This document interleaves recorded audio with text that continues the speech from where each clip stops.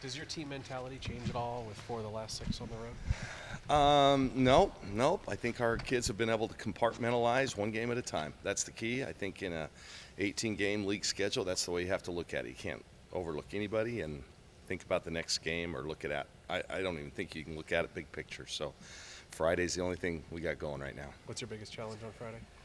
I think a couple things. Number one, I think that Colorado's playing much better. They had a good weekend in the Arizonas this last week. Number two, they beat us there last year, so they know that they can beat us. I think three, it's another game where we're a little shorthanded.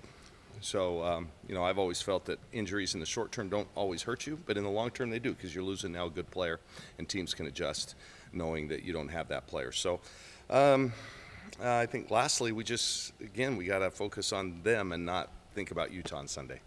So still no Lexi going into this weekend? Yeah, I don't know. Lexi won't be available this week, and we don't know when. I leave that to the professionals.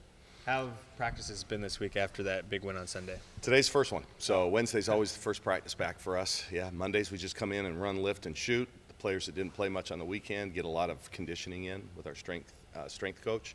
We get a good lift, and then we just come up here and shoot for about 45 minutes or so. And then Tuesday's our day off, and Wednesday's the first day we get to get back at it. So these last couple weeks coming off big wins, the LA trip in particular, what has been that mentality? What has their reaction been in that first practice? Pretty good. First practice, we get after it. That's the one day of the week we really try to do a lot of live stuff, a lot of defensive breakdown. It's the day we get a lot of our practice guys, so we do 1-on-1 and 2-on-2 against them. And most of our 5-on-5 is done on Wednesday. So that's our tough day, because Thursday you try to scale back and use it as a prep day because you're playing on Friday. Saturday's a prep day because you're playing on Sunday. And then you go back around. So Wednesday's the one day of the week we really get after it. Well, Sunday is the most confident Mallory's been all season. I think so. You'll have to ask her, but boy, she sure played like it. We challenged her on Saturday at practice and again on game day, and she stepped up to it. We told her we needed her. We had to be able to take Gulich 1-on-1 to some degree, and she showed that she's, capable.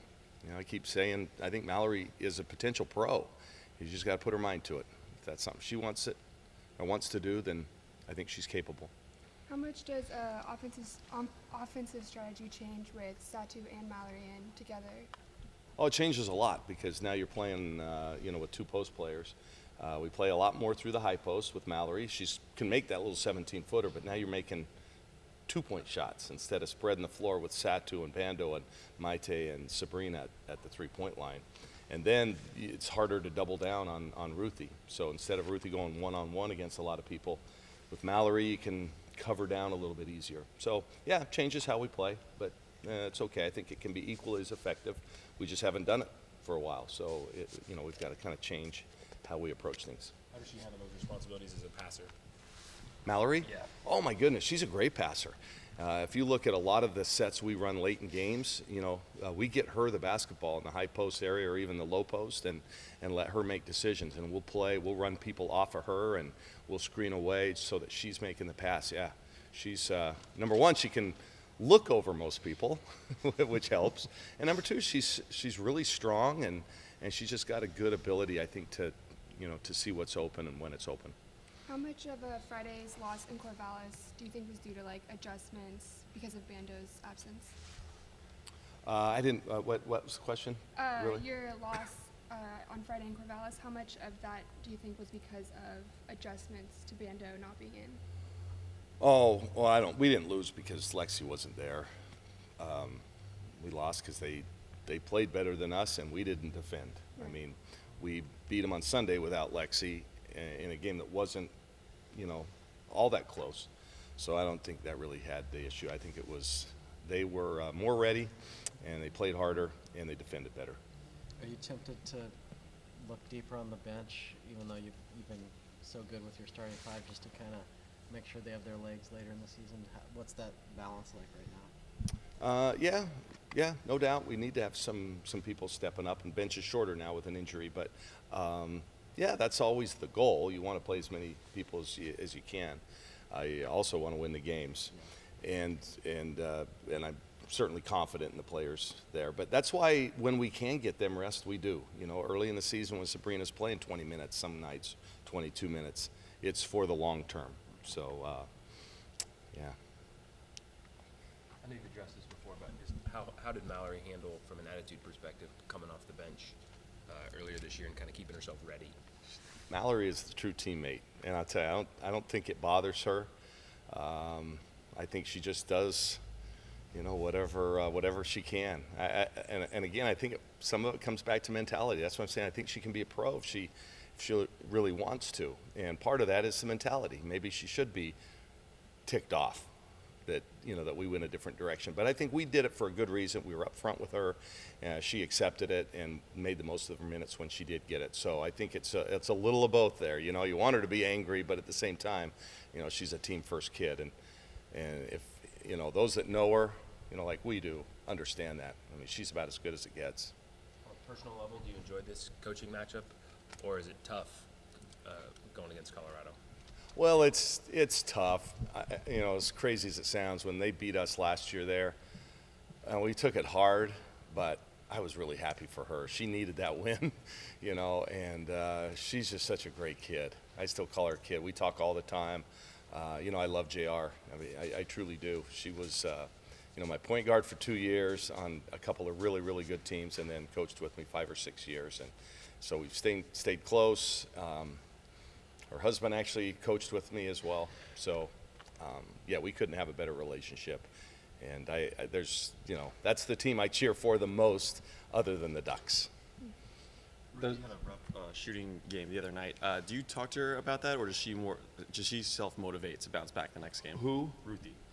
Oh yeah, but those were, you know, those were pretty makeable shots for her. Most nights she's going to make 70% of them, and she just didn't. But again, you got to credit, you know, Oregon State's defense. They don't make anything easy around the basket, and you know, maybe it's a half a foot further than normal. And Gulich is such a good defender. She's got a hand right there, but most of the nights Ruthie's going to make those. It's just nice to know we can win like that without her having to make 70% of her shots.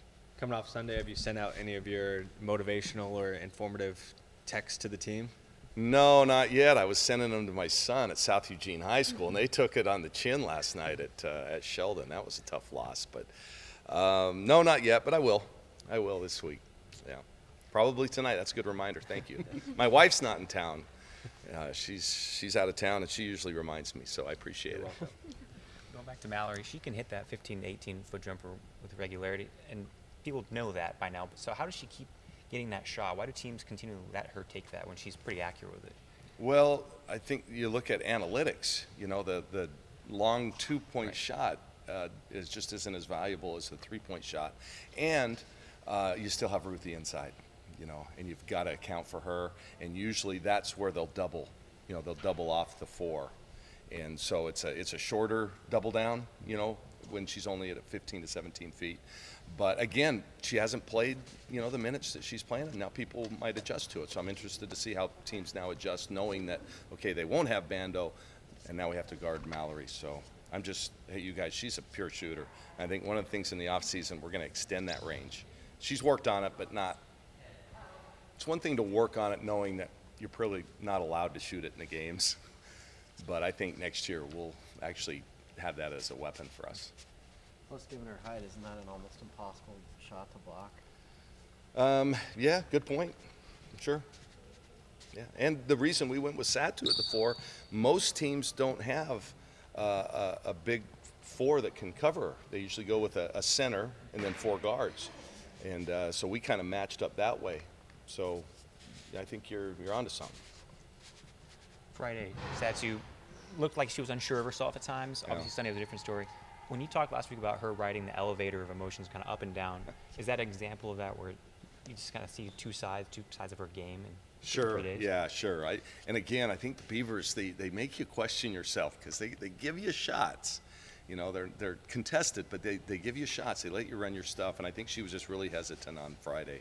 And we talked about it after the game and then again on Saturday and said, hey, this shot's going to be available, so know that going in and be ready for it. And she, yeah, and it helped. She hit a couple threes off broken plays, and once you make a couple, then your attitude changes.